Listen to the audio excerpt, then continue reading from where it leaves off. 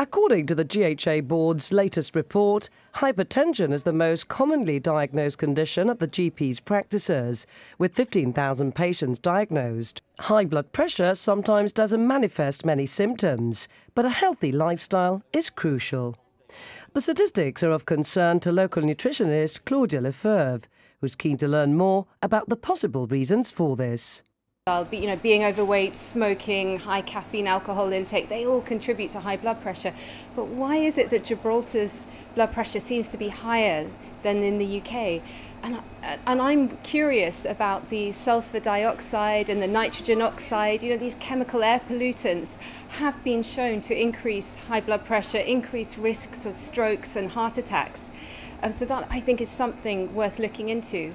Another interesting factor that contributes to high blood pressure, it's relatively new in the science, but it's becoming more and more obvious, is the vitamin D connection.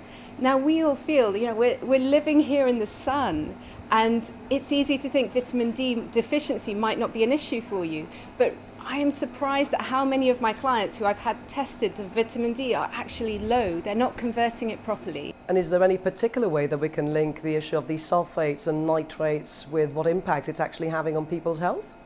It's difficult because the government needs to be measuring the levels and that needs to be reported. But what we can do as an individual, instead of saying, being passive about it and say, well, I am now diagnosed with high blood pressure, I'm on medication, it's trying to be active and make life changes. The GHA's health promotion team is responsible for education.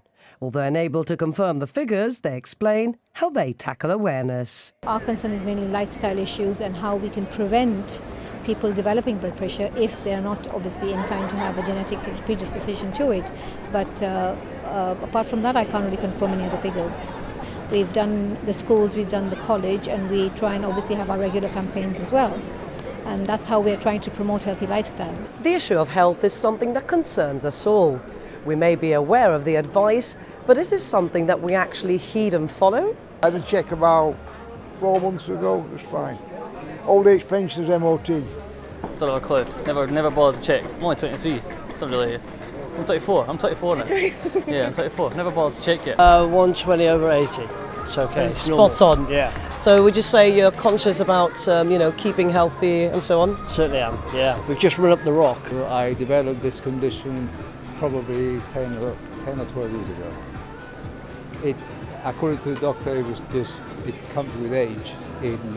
Because I'm lean, I'm not overweight, so he just put it down to age.